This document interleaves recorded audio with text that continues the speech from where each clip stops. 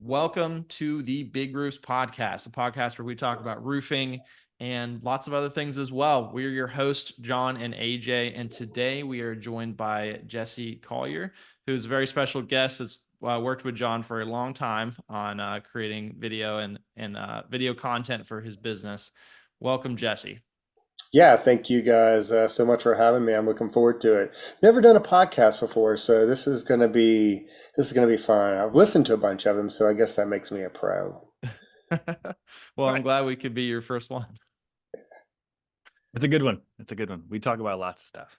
Yeah, we keep it relaxed. So Well, I've learned a lot about roofing from John. And A I've learned a lot. lot about videography from Jesse and how to tell a story. Look at there. That's a big part of it for sure. we actually have we have basically two generations of videographers that have worked with John, me and then Jesse after me. And so I feel like You I guys have can see all my seen flaws and faults and how terrible I am on camera. I And got I I'm set the foundation. yeah. So And he was so, really bad with yeah. you, AJ. That was just yeah. Yeah. You I you let got me it. put let me put it this way. John is really good on video now relative to when we first started working together. My Yeah. my No. blossom is budding. Oh man. Well, how about we start with a little bit of background on you, Jesse. Let's talk about um let's kind of talk about where you got your start in your career, both location wise and how you ended up going down this path of professional videography. And yeah, so kind of fill us in on that.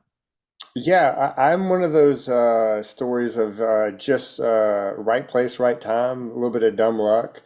My it's so videography's it's my second career actually.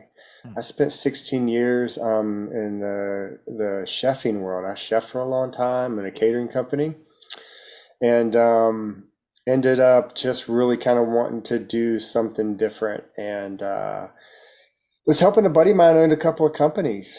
He had a digital marketing agency, and then he had another company, was like a soil amendment company. And within this digital marketing agency, he had a business partner, and that partner ended up leaving, but he ran the video production team while I was helping my buddy in the the organic soil amendment company. And he's like, "Hey, listen, I've got this opening. I need some help. You know, you've run teams your whole life. You understand that, and think you'd be a good fit for this." And so, sure, what is it? He said, "It's video." I was like, "Well, I don't know anything about video. I love movies, of course, but he's like, don't worry about it. We got the team in place. I just need for you to go sell, interact with the clients, learn the business, and take it from there." So I did. That was about 7 or 8 years ago, and just threw myself into it. Really immediately was so intrigued by it. There's the correlation of being able to create from the culinary side, cooking side, was always something I really enjoy. And then taking that and then having that fulfillment of creating on a video side was like it's really scratched that itch. Um, but yeah, just threw myself into it. Went to YouTube University and just learned how cameras worked, all the ISO, f-stop, the whole 9 yards, and and just fell in love with it. I ended up leaving that agency about 4 years ago to go freelance. I went freelance the end of 2019, right before COVID. So that was a really Yeah. just a great time to take a leap and quit the full-time, salary paycheck, and to take that leap. But I think the really cool part is by the end of 2020, I made within $1,000 of my salary from the previous year, Mhm. and had about 4 months off. So Nice. it kind of worked out, but that's the long and the short of it. So really kind of like my video world, it comes from like a marketing perspective. I didn't go to film school, love movies, TV, all those things, but I look at it through the lens of from a marketing aspect. What's the purpose of the video? Where's it going to live? All of those types of things versus making just really pretty pictures. I like to make pretty pictures, but I think a lot of folks can do that, and I think that's where you get in the differentiation of working with folks that understand marketing. Yeah, I love that. I love that background. Like you came into it with that focus. Like how can we leverage this for a business's benefit, right? Like that was the context from day one. Yeah, absolutely.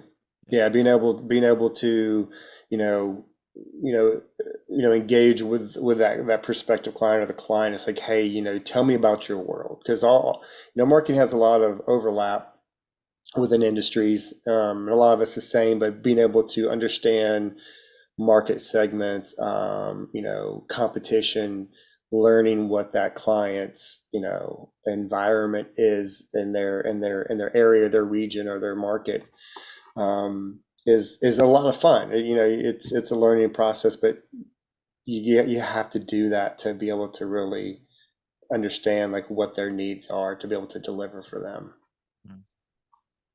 Yeah, that makes sense. That makes sense. What is Yep. can you walk us through, or because you worked with John, Yeah. John, did you want to talk through that, or one of you guys want Yeah. to talk through So that and like how you guys have worked together? correct me if I'm wrong, Jesse, but I think what happened is I saw some ads from another roofing company, from an agency in Athens, and I reached out to him like, conflict of interest. You should reach out to this guy. And then so I did. I think that's what happened. And then I was like, oh yeah, because I knew I wanted to just to tell my story and have, you know, really good quality video to tell my story about our business in Athens. And so I think that's where we started. I don't know what year that was. Was that 2019? 20 Yeah, that would have been maybe late 2019, but early 2020, because I left in November 1st, 2019 was my first official day of freelance, going on my own. So it would have been, I know, pretty early on there, I would say early 2020, but yeah, it was a referral from that agency. And yeah, and we've been working together for, I guess this will be our fourth year. Yep.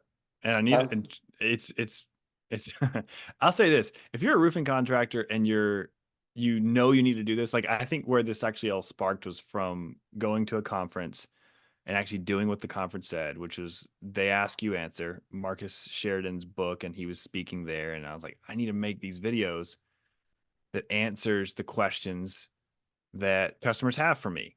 And it's great to have that perspective and to actually execute something that you're learning at a conference, because people typically don't do that. But I would say you can have a great relationship with your videographer. But I realized, and you'll gladly make fun of me for this, but it's how bad I was then and how much better I am now. And it takes a lot of effort from somebody who's not comfortable on camera, because I'm still not that comfortable on camera. Um, but practicing in front of a camera, I would buy my breakfast every morning, go to my office. This is the second time that we met. First time was fine. It was a good thing to do. But the second time, about a year later, I think, I went to buy breakfast every morning, went to my office, put my little camera up, and I had to film myself with the little screen showing. I had to see myself on camera. And I did that until I executed what I thought to be a good video. And of course, it's not, if I look back now, it's even worse than it is. It was much worse than it is now. But I think that as roofing contractors, that didn't take very long, but that was very consistent work I did it for almost a month, because I knew that we had a meeting the next month. And so I was like, I'm going to work on these videos for the entire month so that when Jesse gets here, it'll be a lot better than it was last year. And I think that's a thing that it gets lost in a lot of roofing contractors, that this is just like somebody shows up with all their expensive equipment and just makes things happen. Yeah. And I think where you bring value for me in a massive way is that you're able to, I did put some work in, but you also help me understand like the micro expressions, where to put my hands, how to be more comfortable. And it still takes time. Each time we meet, it's still, I'm not immediately comfortable. Um, but I think that like this is a really important thing that we can all do. Find someone like Jesse who can actually help you break you out of your shell. And you know how you are with the people that you know well. You know Yeah. how you are with your crew, you know how you are with your spouse, your kids, you know how you are. Then can you find someone to help you to be comfortable with, to on camera be as close to that person as you can possibly be, so that people can see it. If you like movies or TV or anything, you can see when there's good actors. They know how to play a character. Well, you're playing your authentic self on camera. So you need to tell people, "Hey, I care about your roof. I care about these warranties. I care about these things about how I clean up your home." You need to be able to do that on camera. It has really helped us having these little like 30-second, 60-second, 45-second videos, put them in the automations with ProLine, because people are like, I saw your video. We just sold a roof last week. The guy's like, oh, I can be, I mean, he's literally joking to Kathleen, I can be famous like John. It's like, because he's watched all of my videos. And the only reason people are going to watch videos, people are not going to accept a stock video anymore. It has to be you. You can't be just sitting behind a desk like, hi, you can't do that. It's not going to happen. They need something that is, I know authentic is overly used, but like being real, being authentic, all those things are real. That's a true thing. People or humans understand what a real video is, and I think that you do a really good job of bringing that out. Well, thank you. And like you kind of to touch on that, most people aren't naturally gifted and like great on camera. Even like, differentiating from public speakers, some public speakers don't really like being on camera and vice versa. But being able to uh, develop a level of comfort with being on camera, and I do enjoy that process, because I'm not working with actors all the time. When we do TV spots and shoots like that, yeah, we'll hire professional actors to read scripts and all those things, and play a role per se. But most of the time, the clients, they're the business owners, or a team member is going to be on camera. And so I'm used to working with it, and I enjoy that process of getting them comfortable and helping them. It's like, look, if you do this, if you do that, think about this. Just simple things of like how you stand, and what to do with your hands. They're all easy things to learn, but to your point, what is so critical, I think, for especially small, medium-sized businesses, is to personify that brand, to personify that logo. It's like, hey, there's real people. There's a real person who's investing their energy, time, and effort into their company and to grow their business. And I can see them. I can get to know them to a little degree, versus an actor or somebody like that. You want to buy from, most people want to buy from small business, and that's what the vast majority of roofers are, is a small, medium-sized business. And getting to know that owner, that salesperson, that manager, it makes a big difference. Like you kind of like, I kind of know this person. Um, and I think of this commercial, that I have a client that is, they're in the design world, furniture world. And Johnny, were you in Atlanta the whole time? You from Atlanta? AJ? Oh, yeah, I've been in Atlanta. I was in Athens, went to UGA, and Yeah. then I moved to. Well, I'm from Atlanta originally, and then I moved back to Atlanta. I want to say it was 2018, 2019. So about the same time that you went into freelancing, I jumped back to Atlanta. Well, there's this commercial, and John, you might be old enough to remember if you're from Atlanta, but there was this furniture gallery furniture. It was like Ask the Wolfman, and you had a Wolfman and Donna, and they were like the owners of the Yeah. store, and it was silly, cheesy commercials, but that was kind of like one of those commercials that people like, hey, I'm Gallery Furniture is a store, it's a brand, but come ask Donna, ask for the Wolf Man. But that was Yep. all their commercials. And even to this day, people were like, from Atlanta, like nobody forgets Ask the Wolf Man. And I mean, that those commercials are 40 years old, 30, 40 years old. So just going back to personifying a brand, a company, and seeing a person that has Yeah. poured themselves into that business Yep. is effective.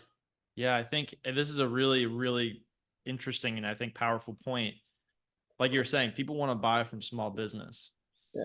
And because of that, you, as a small business, it's important for you to provide a small business experience. That doesn't mean a bad experience, but it means a great experience that's unique and personal and has that human connection. And we see this all the time with companies that are using ProLine or small businesses in general. But I see this with a lot of our clients where it's usually the ones that are just getting started. They think that they need to project an image of being this massive company. And I, when I see that, I was like, hey, I get that. I get why you're feeling that you need to do that, because they want things like, all generic emails and all generic phone numbers, and they want everything to be this like white wall between them and the customer. And I'm like, I understand why you would think that's necessary, because you're seeing massive companies that have that, but that's not a benefit to the customer, and that's not going to help you sell. That the only reason these big companies look like that is because that's the only way to run a big company like that. It's too big to be able to have the personal connection. It's Right. not that that's the right way to run a business. It's actually massively detrimental. If there was a way for those massive companies to have that personal connection still at scale, they would, because it's so valuable and leads to so much uh, more sales than you otherwise would. So I think that's a really great point that you're making, is like, as a small business, and I think we need to make sure we define small business correctly. I would consider any local business that's probably less than, I don't know, what would you say, John? 50 million, 30 I mean, million? the SBA says less than 50 million. 50 million. Yeah. Yeah, So it's like, but we're using a very broad, like, Yeah. small That's a business definition here. I yeah. think you should be leaning into providing that small business experience, not trying to get away from it. Yeah, 100%. And yeah, that is a pretty wide range from 1 million or 50 million. It's like that's that's like, I kind of think that, like, I view like these small businesses are like that under $10 million mark. For yeah, me, it's like, it's under $10 million, and I kind of know what kind of marketing budget they have. And then you go above that, then it's like it scales tremendously, what they're putting in. But being able to um, just invest in however you can, being, investing into your brand and you as an individual is so critical.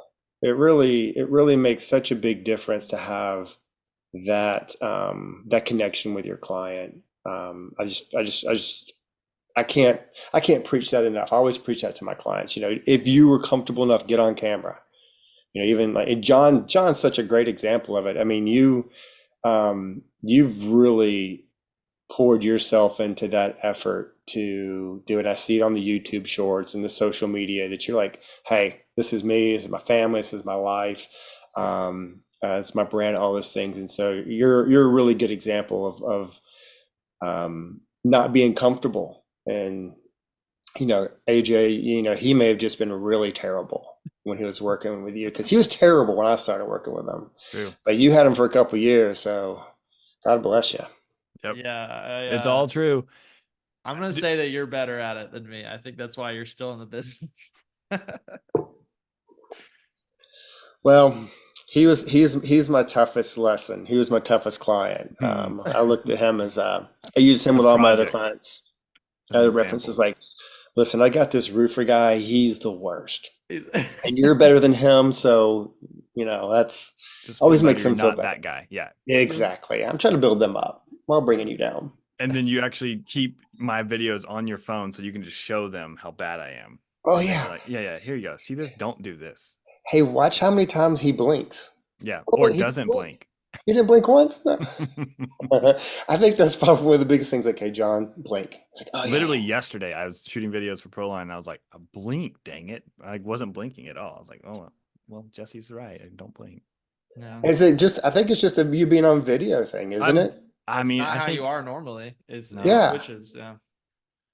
Yeah, I ha but that is the exact what you're saying right now is exactly why you need to work with somebody like Jesse yeah. because you have to get to the point where you're comfortable. And after all that work, literally thousands of hours now of doing this, I'm still not perfectly comfortable. That just shows you there's no excuse. Whether you are starting out and you have barely any budget, you need to do something because it's not going to get any easier. You've got to put yourself out there. I'm not comfortable, like Jesse's saying. I'm not great, but I know it's really important, and it actually works. It sells jobs, like it did last week. It does Yeah. all the time. If you keep doing it consistently and you have something of value, you just talk about something that you know customers always ask you. It's going to work. You need to make sure that it consistently gets to customers. Like the video has to get to them. But it does actually work. It is important. It does help your business actually grow and build trust. They want to know, like, and trust you, and the video does that as long as you do it consistently and do it well. Yep. Yeah, 1,000%. Um, I want to get a little specific here, just so we can create some solid takeaways for our listeners. So if they're looking to get into video, they want to get better on camera. Can we kind of go down the list of what is the most common things that you generally have to work with people on? I mean, is maybe blanking as one of them. What are these common things that, if I'm trying to get better on camera, what is the list that I can go down? And obviously you need some feedback from somebody else, but what is the list that I can go down personally and try to get myself to be better on camera? Um, that's a good question. I feel like that, just been doing this for so long and seeing somebody, you can tell what their level of comfort pretty quick. Folks who are like, I feel like maybe it's the Gen X and older. We didn't grow up with cameras. We didn't grow up with like phones in our face all the time. And I feel like that demo needs a lot more help. Below that, people were kind of more used to that, and they're like used to doing selfies, and so they have a little bit more natural feel to it. But I think the first thing is to just relax, take a deep breath, um, and feel like it's okay to feel silly and dumb and stupid. Like, because that is just, you just have to like accept it that, what, I probably look like a dumb dumb right now, but if you have somebody who can kind of coach you through it, you'll be fine. Um, but one of the first things I would say is that I, I almost always tell them is that you have to be outside of yourself. That's like, I think that's the number one thing that kind of connects with people is like, the camera is going to compress your personality. It's going to make you feel flatter, softer spoken, insecure. It just compresses personality. So like the number one thing I tell them is like, go above and outside your regular personality. Like, if it feels awkward and feels uncomfortable, then that's great. And I tell them, like, look, if you're going too much, like, hey, I'm Jesse. It's like, all right, let's dial it down. But at least you kind of have a level of like, okay, I've reached that the point where it's silly. I can bring it back, and then it feels a whole lot less silly, natural, and more natural. And that is really, I think, the number one thing that I see the most change in people is they like, I'm going to be way more expressive than I am normally, because it's going to come across on camera. Doesn't matter how you feel in the person or feel in the moment. It's like, how does it look on camera? And I can turn around and it's like, hey, look, now you look natural. Now you look excited. Now you look like you belong here. Nobody expects you to be an actor, right? No, people watching this like, hey, this is a business owner, not some hired talent. And so leveling that expectation, it helps. But really, that number one rule, just like, hey, it's going to compress, come out. I can concur. That is definitely the number one coaching during filming that you've given me, is that just exactly what you're saying. Be silly, feel awkward, use more expression in your face, use your hands at a more animated way, use better body language, relax your shoulder, like those things. It's like, we didn't really talk about this, but like if you're a roofing contractor, you get to somebody's house, you get out of the truck. How do you feel at that moment when you're getting out of the truck? You know how you feel. It's natural. You are comfortable in the situation. You know what's going on, and you know how to explain. If a customer walks up to you, you know exactly what to say. You know what to say. You know how to handle the situation, or at least you should. And that's where you want to get. Whatever that feeling is when you're good at your job, get that way on camera. And it generally means you're going to have to relax and be more expressionable. Like when you show me the camera, I'm like, oh yeah, that actually looks way better. That's actually what I look like. I should be looking like on camera. Yeah. It's not fake. It's just like, oh, this is interactive. The body language is much better. My face is not like blinkless. And I'm actually, communicating like a normal person would, not like a robot. I think that was very impactful for me. It was. I think I totally agree from my perspective that getting out of yourself and being more expressive is actually the thing that does feel awkward at first, but is wildly effective. Yeah. I mean, there's other things, but so many of them are just like, I'm gonna see a person, like they may, close a shoulder or talk with your hand, take your hands out of your pocket, or, some people get real handsy when they talk. Other people don't. So I'm like encourage them to kind of to go with what's more natural. But the number one thing is just, I think, making people feel uncomfortable and going beyond their natural expressions. 10 to 20%. You only go like 50%, but really come out of yourself as your natural self, and it'll present on camera much, much better. That's good. I have a question. So as a small business owner listening to this podcast, if what are the top 3 videos that you would say every small business needs to have to amplify their sales process and their marketing process? If that's what you're given, you come into a business and they're like, hey, we're going to film 3 videos. What 3 videos are you telling them that they should film? Good question. Good question. A lot of times my clients will, they'll know what they need. They like have a very specific, like, hey, this is kind of what we need. And so, because they may already have a marketing arm, I work with companies that have no marketing, like the owner is the marketing person. Like, hey, they like, I need this. I have no idea what I need. And then we kind of start from there. Other ones, they have a marketing team. And so they kind of know what they're doing. John, what would you say? What do you feel like the most 3 impactful ones that have you're in the roofing business. What's worked for you? Because I think a lot of industries may be a little bit different. Maybe what they have, what they don't have already. If it's like they don't have anything, I'd kind of like to hear what John has to say, and then I'll kind of follow up on that. I think, first of all, you do need to at least audible They Ask You Answer by Marcus Sheridan. You need to understand that book.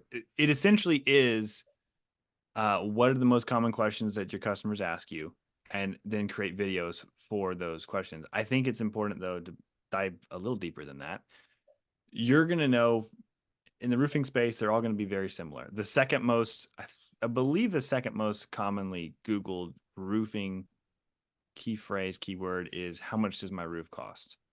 So I think you need to have a video like that. How much does my roof cost is it's a tough one. It's a tough one to do because you're like, you don't, there's all kinds of objections from a roofing contractor to make that video.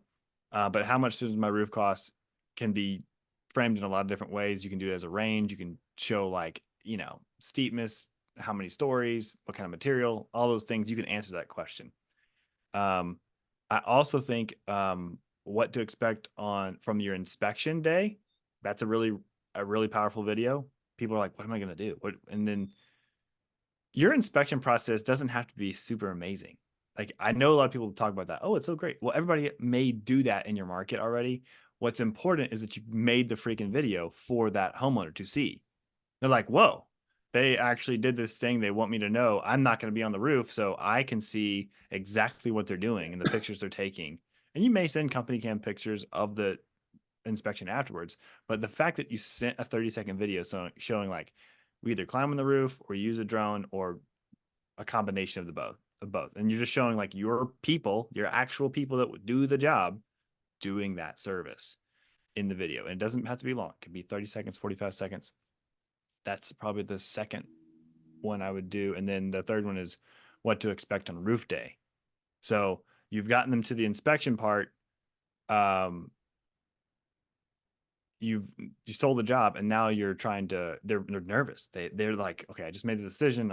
I may trust this person. No, I can trust this person, but what do I expect now?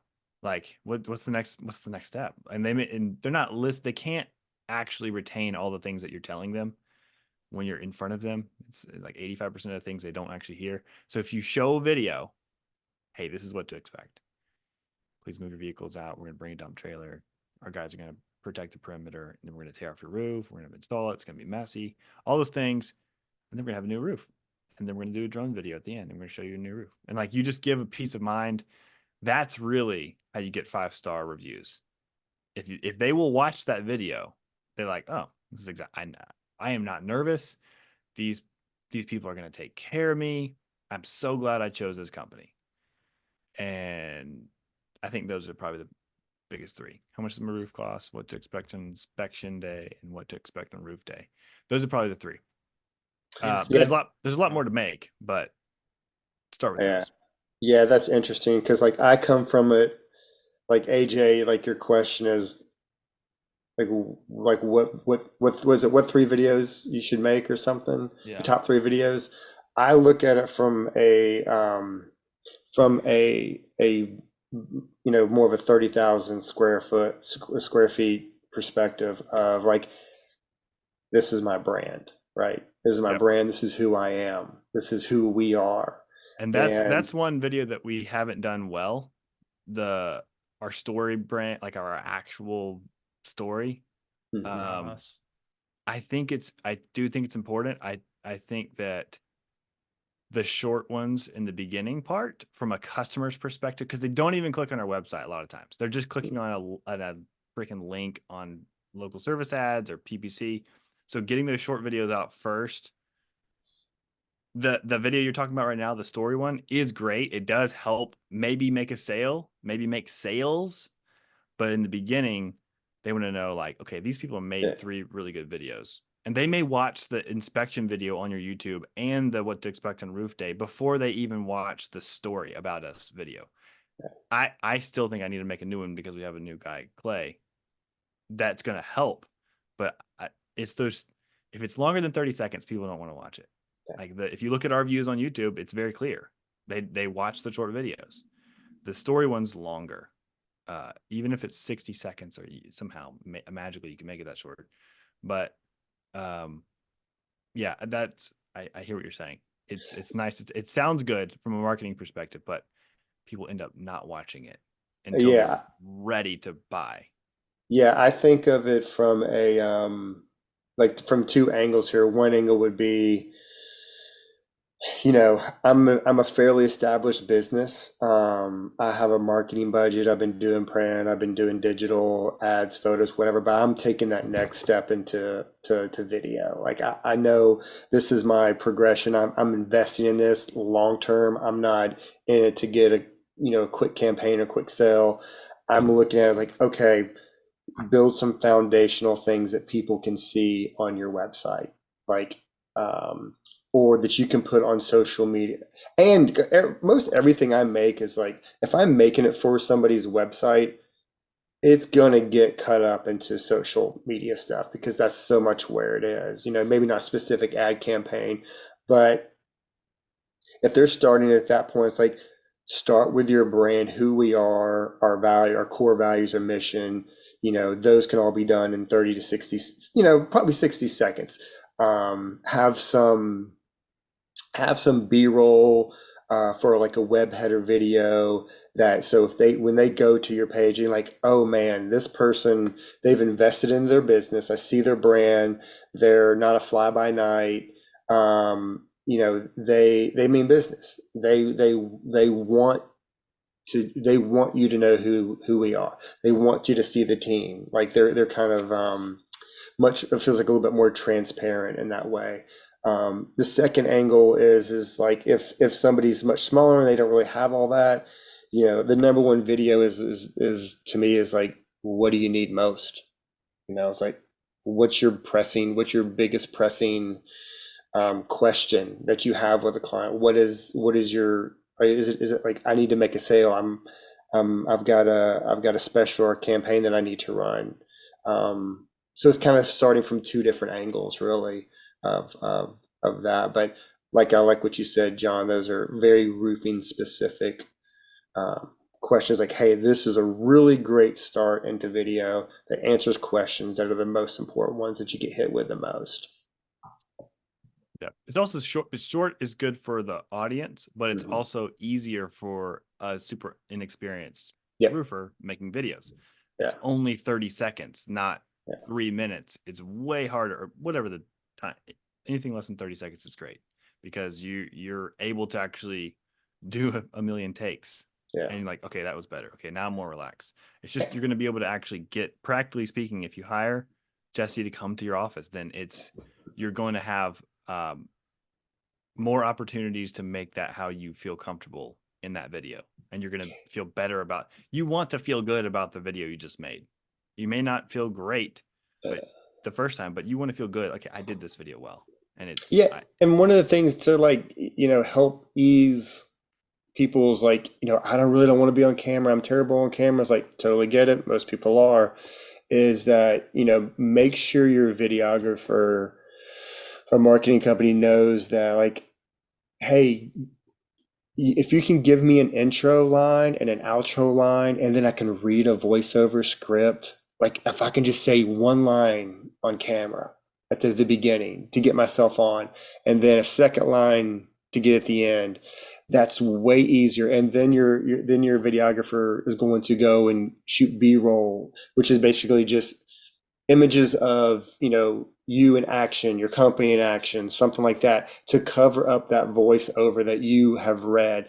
That's huge. You don't have to, like, John's much more comfortable, like, I can sit there and talk for 30 60 seconds, a minute and a half on camera with it just being me. Now I'm going to go back and cut that up a little bit with different takes, but don't let the fear of being on camera keep you from pursuing video when you could really do the bare bones minimum and then just really record your voice with those it's called B-roll shots.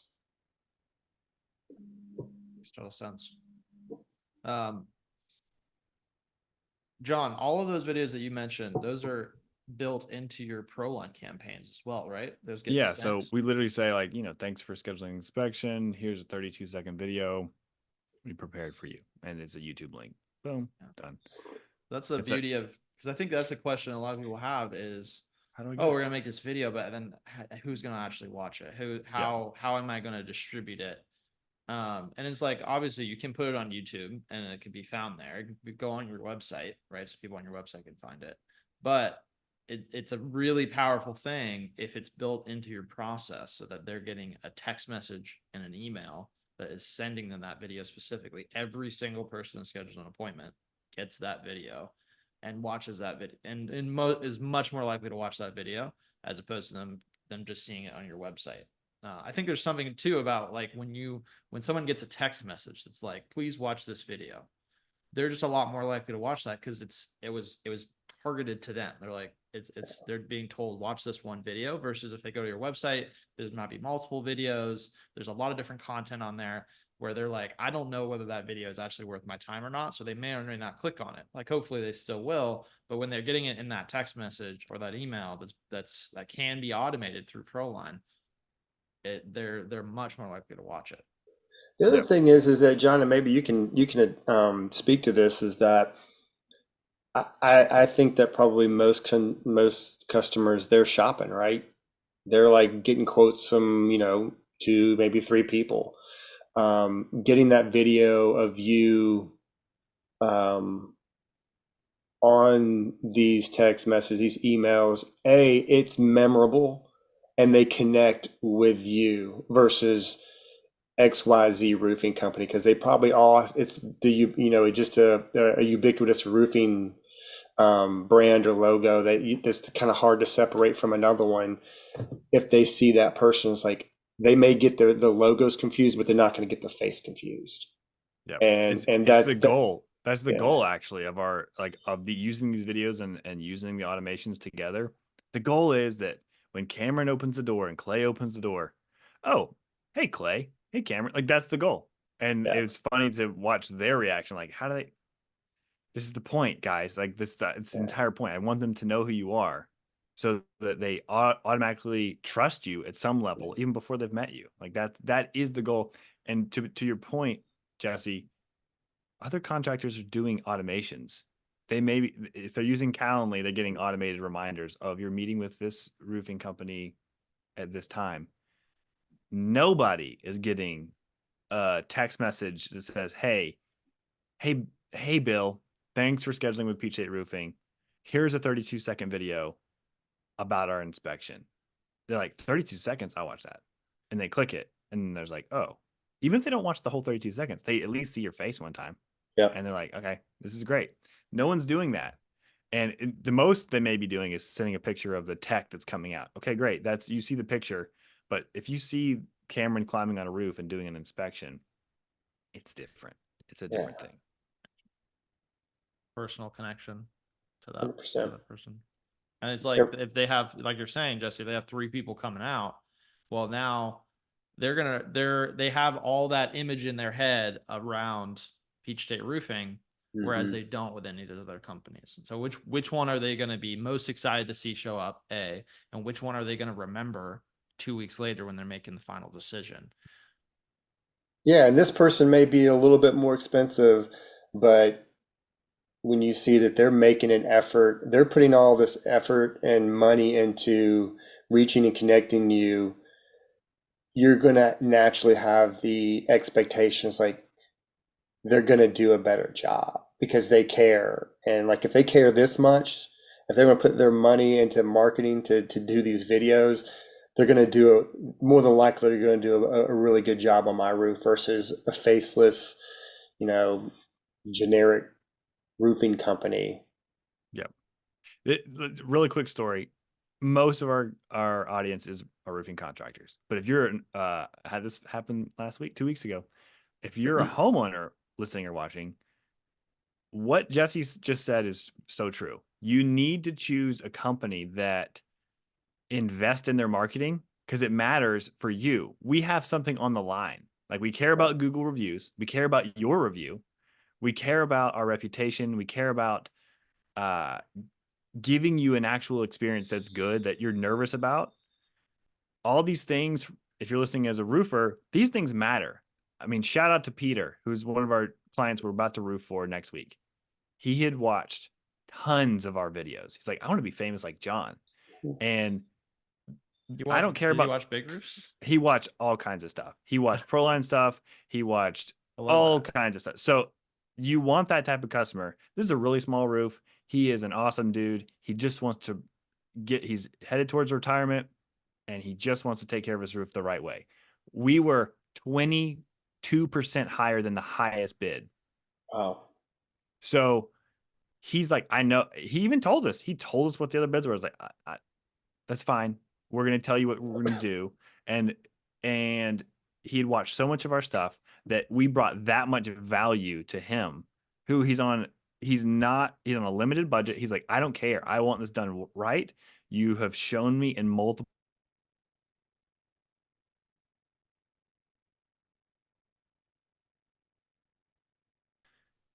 we want to be that company that they trust, and they trust so much they're willing to pay the most for. And this is not a isolated incident. Like, this happens all the time for us.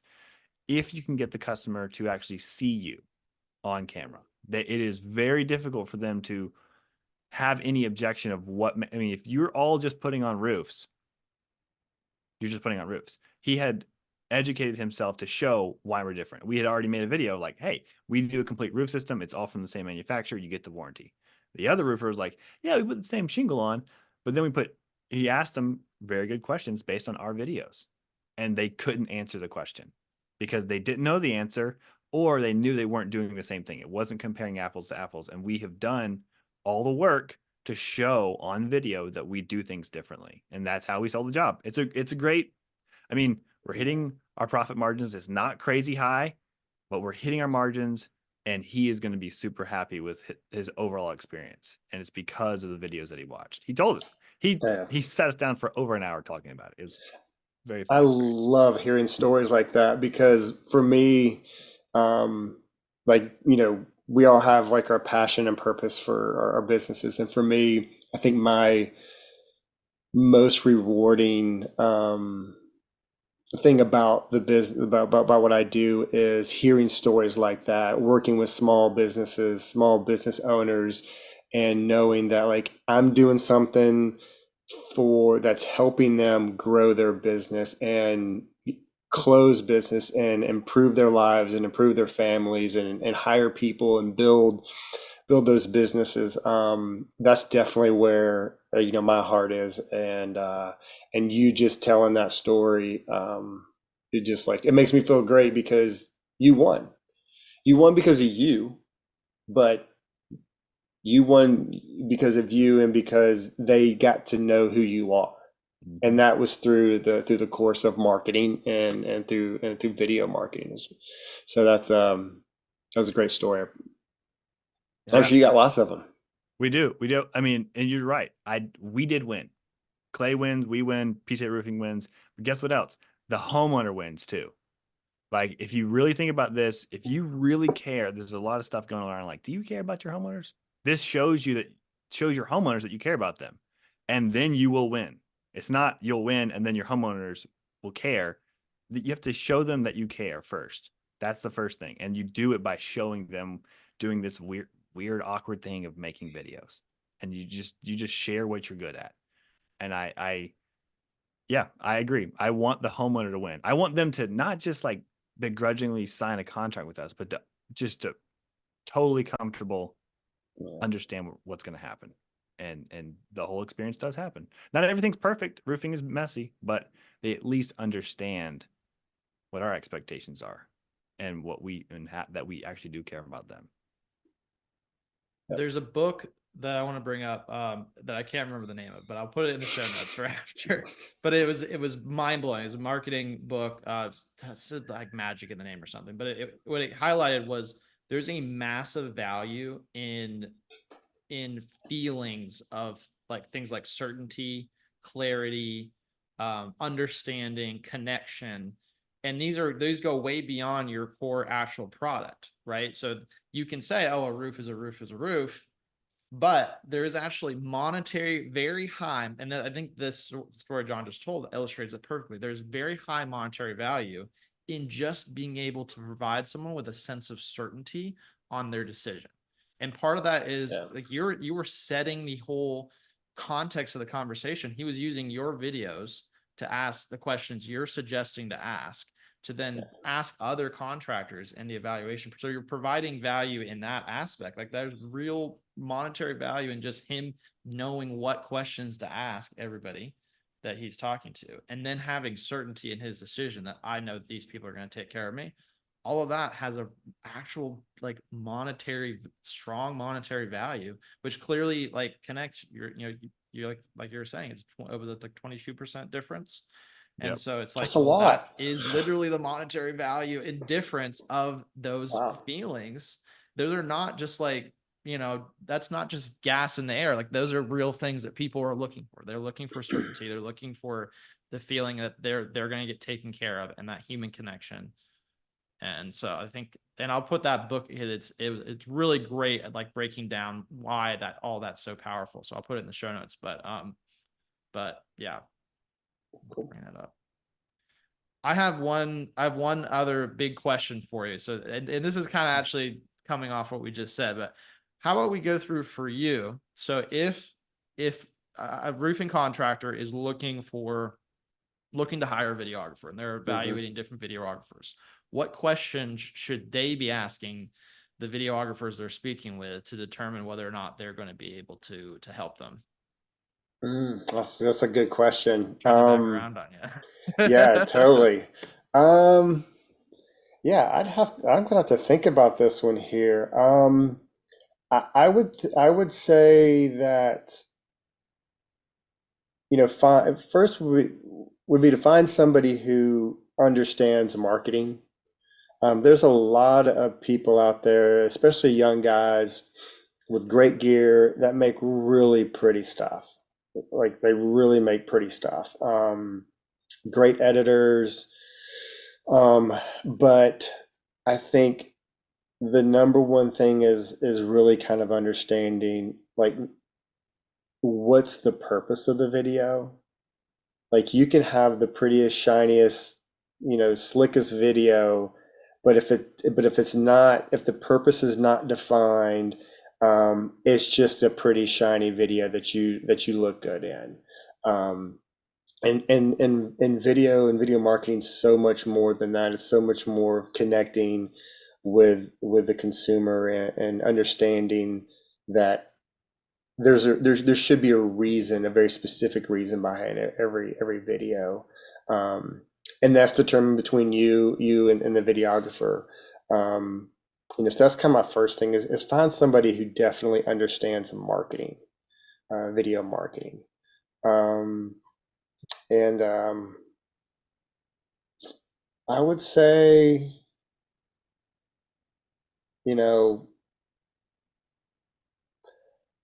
be mindful of the cheapest person and be mindful of it's kind of like that rule, be mindful of the most expensive person, um, because you don't need you don't need like the highest end cinema cameras. I mean, I have a great cinema camera, my stuff looks great, but you don't need an Ari or a Alexa or a Red camera to make a compelling, effective commercial or for a campaign. Um, and then the flip side of it is you can find some folks, especially younger folks and newer people, that will just be super cheap. But what you're going to find is that when you're going to turn to them in 6 months to a year, they've run themselves out of business because they've set this low expectation that they cannot make a living on. And then when they try to go up from there, it's really, really difficult because were hired because they were the lowest, the I've been lowest, there. the lowest person. So, I did that. um, Did that too. In roofing. Don't do that, roofers. yeah, be really mindful of those two things. And the third one is like, your videographer should be really interested in you and your business. Like they should ask questions. They should be curious about what works for you. What are your successes? What has not been successful. I think that those are kind of some surface level, entry level things like, okay, this is where I'm starting at. And then, after that, it's just like, do you connect with them? Do you like their work? Because for roofers, we're not making movies, right? It needs to be simple, it needs to be clean, and needs to be very intentional. I think those are what win in the roofing world. And I have clients that do really fancy and pretty, nice, shiny things, and that like aesthetics really, really matter. And whereas, there's some really beautiful roofs, high-end roofs and stuff like that, but that's not typically what really sells. So that's my 2 cents on when you're hunting for a videographer. Yeah, I like that. Anything on your side of that, John, that you would add to Yeah, that? don't let Jesse fool you. He has really nice equipment. But I does So, the do. equipment, how much does the equipment matter? okay, I think you, that's a good question too. that's a great question. So what Jesse's saying is exactly right. You need to have you need to have a partner. This needs to be somebody it's a long-term relationship with. Mhm. Don't need to just hire them one time and just shoot for the moon. Yeah. I'm constantly when we're done shooting, we shoot half day, 5 hours, whatever it is. I already know it's exhausting to do that for me personally. It's exhausting because you're in front of camera, you're trying to get these things done. I could never be an actor because I can see how hard it is. But I also know I'm like I want to shoot more video already because I see the actual ROI. There's actual return on investment.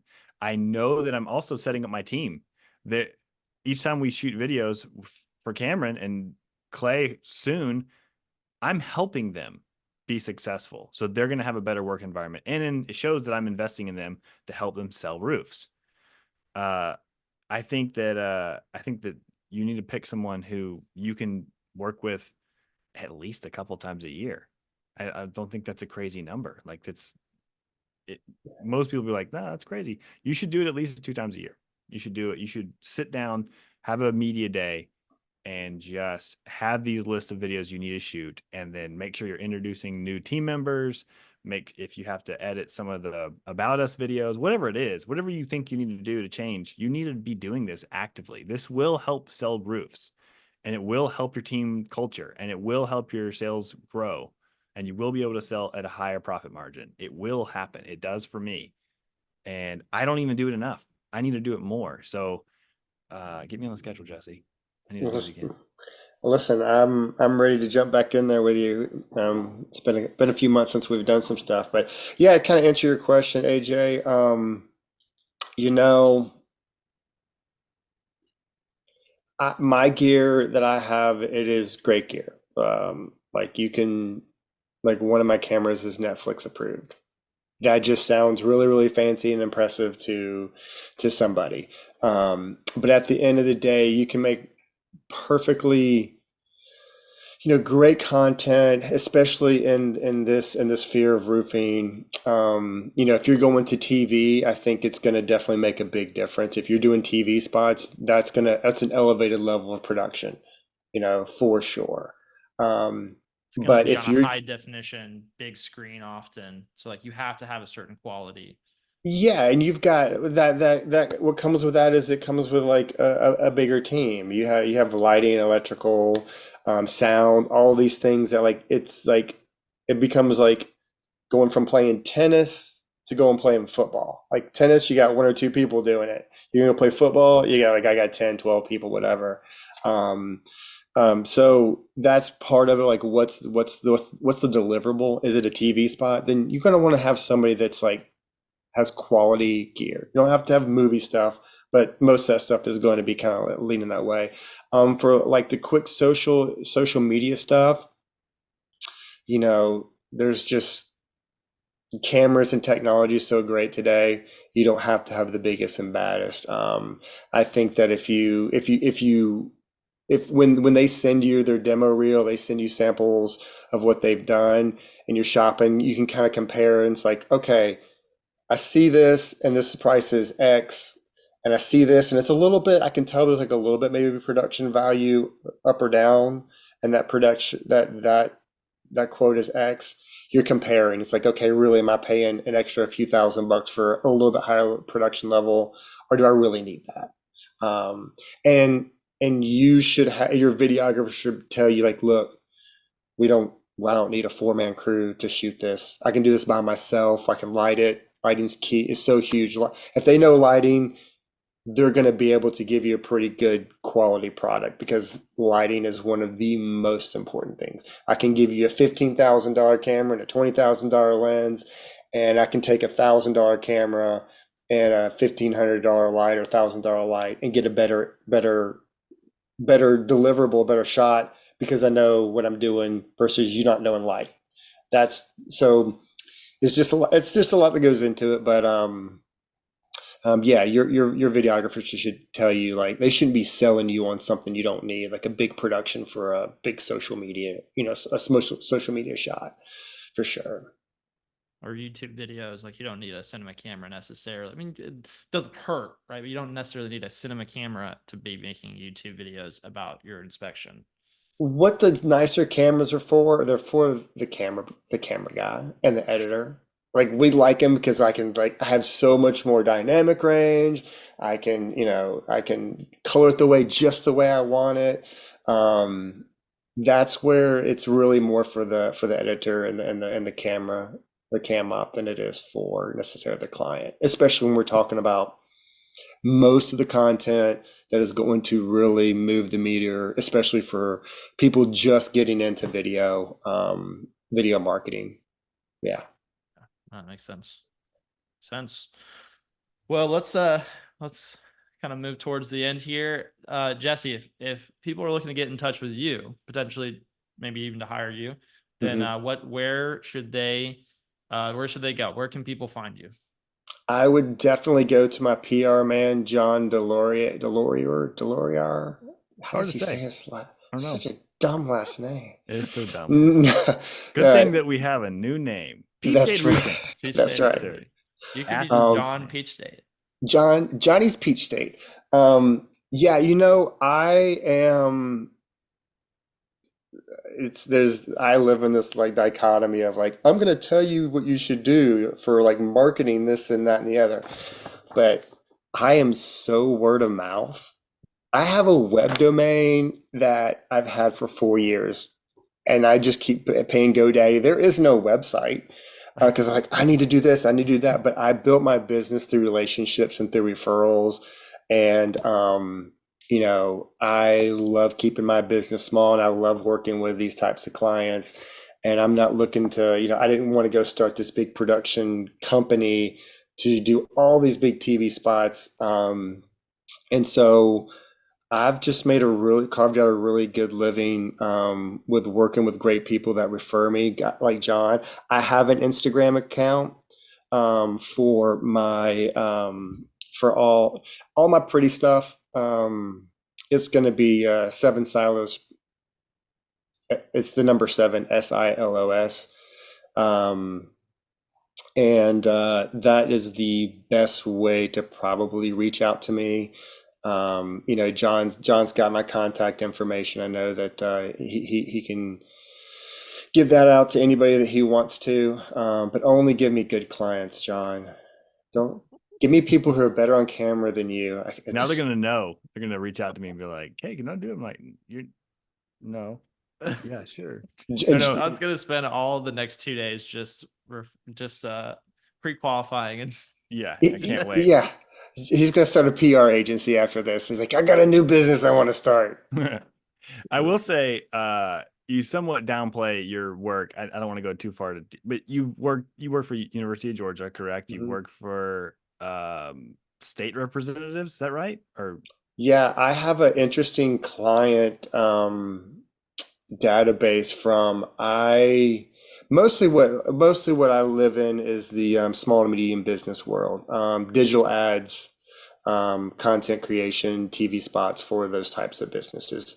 They run through all I've probably been in all the service industries, medical, um, university, government work, political work. I have one client that they have a bunch of political stuff. I show up, I film, hand them the cards, and they take it from there. I really don't have a lot of interaction on that.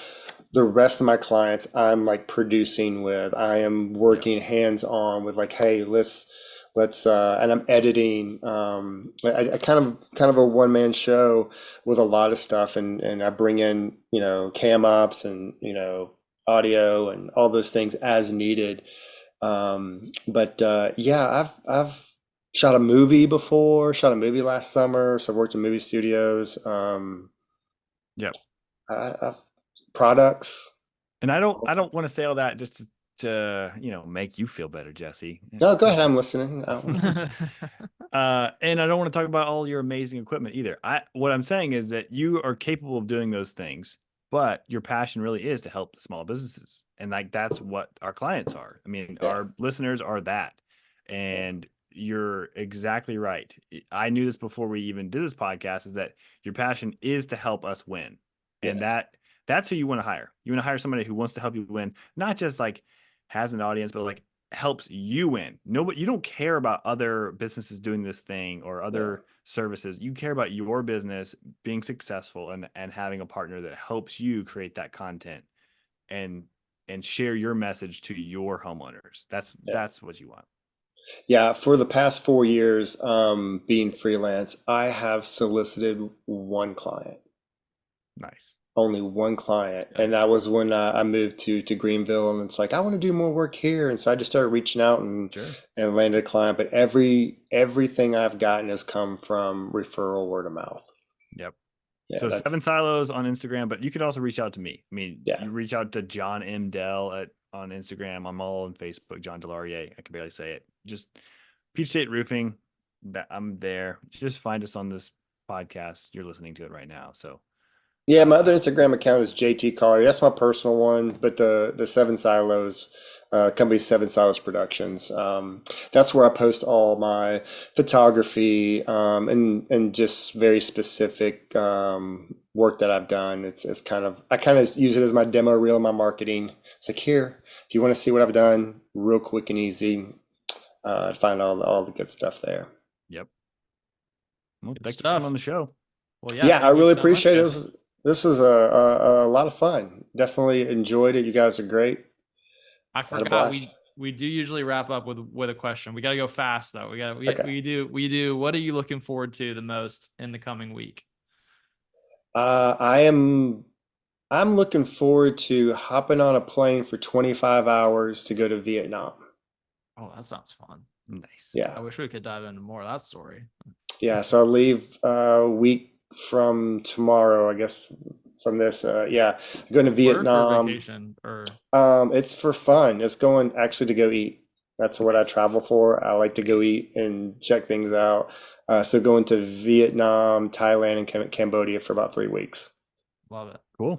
Yeah, good Yeah, stuff. but I will be available, if anybody needs to holler at me and ask me questions. I think I'm like, you know what? I don't even know how many hours difference, but it's probably tomorrow there by now. Yeah. If you're in the Philippines is 13 hours from EST. So Yeah, so it's probably Kathleen, 14, 15, yeah. How about you, John? Oh, just selling roofs. Selling That's pretty much it. Selling roofs.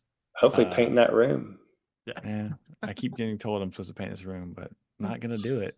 I mean, it is memorable. I'll say that it's memorable. Yeah. But You can see all the drawing that my daughter drew in the wall too. So Nice. it's also, these windows are also not insulated, so it's always too hot or too cold up here. But Yeah. this is where I work. Hey, you look great on camera today. Like you've been practicing, I Thanks, can guys. tell. Like, how come you're not this good when I show up? I don't know. I'm doing it for AJ. Maybe I should just say, hey, just think of AJ. Just think of AJ while you're doing this and think of a podcast. Pretend like you're doing a podcast. My That memory would is be more terrible. effective than me actually directing. That's sad. I'm about to get a haircut today, so I'm pretty excited about that. This is getting a little bit shaggy for me, so I'm gonna get cleaned up. Nice. All right. Well, thanks for joining us, Jesse, and thanks everyone else for listening and watching. And we will see you next week. Bye, everybody. Awesome. Thank you. Goodbye.